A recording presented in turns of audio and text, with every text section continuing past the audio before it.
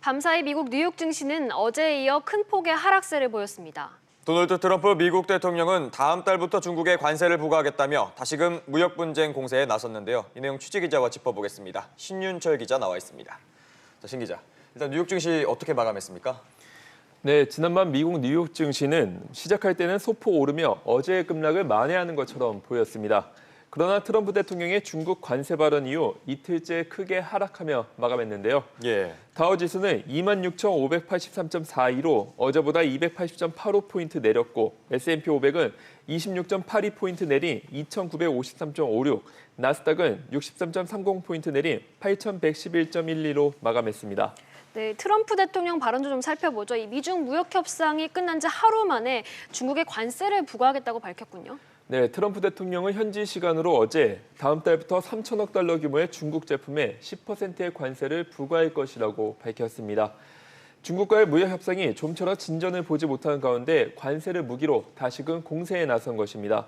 당초 예고했던 25%보다는 낮은 수준이지만 협상 타결을 위해 중국 측을 압박하는 것으로 풀이됩니다. 트럼프 대통령은 트위터를 통해 이미 25% 관세가 부과된 2,500억 달러 제품은 포함되지 않는다며 포괄적 무역 합의를 위한 중국과의 긍정적인 대화가 지속하길 고대한다고 말했습니다.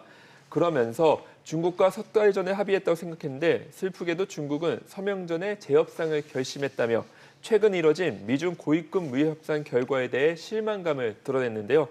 미중 고위급 무역 협상은 지난달 말 재개됐지만 진전 없이 다음 달 협상 재개만 합의한 채 종료된 바 있습니다. 미국은 러시아와도 군사적 긴장감을 높이고 있죠. 네, 미국 정부는 올해 2월 러시아가 지상 발사형 순항 미사일인 9M729를 개발 배치함으로써 중거리 핵전력 INF 조약을 위반했다고 반발한 적이 있습니다. 미국은 러시아가 INF 조약을 준수하지 않으면 탈퇴할 것이라며 최후 통첩을 보냈는데 탈퇴 시한이 미국 현지 시간으로 오늘입니다.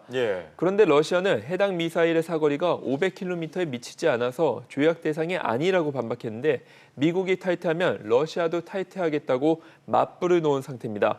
안토니우 구테우스 유엔 사무총장도 현지 시간으로 어제 미국과 러시아가 INF 조약 폐기는 핵전쟁의 브레이크를 잃게 되는 것이라며 우려를 표했습니다. 네, 이 한 달 넘게 이어진 홍콩 시위에 대한 이 중국의 압박이 좀 점차 높아지고 있다고요. 네, 홍콩 주둔 중국군 사령관은 범죄인 인도 법안, 일명 송환법 반대 시위에 대해 극단적인 폭력은 용납하지 않겠다며 경고하고 나섰습니다. 중국 환구시보 등에 따르면 주 홍콩 부대 천다오샹 사령관이 이렇게 말했는데요.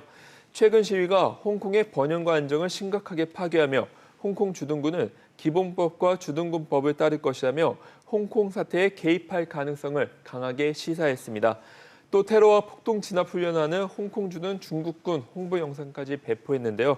이는 송환법 반대 시위에 대한 무언의 압력이라는 분석도 나옵니다. 블룸버그 통신도 미국 고위 관리를 인용해 중국군 병력 또는 무장경찰이 홍콩 접경에 집결하고 있다고 보도한 적이 있어서 중국이 홍콩 시위와 관련해 군사 개입 가능성을 높이고 있는 것으로 보입니다. 네, 신 기자 얘기 잘 들었습니다.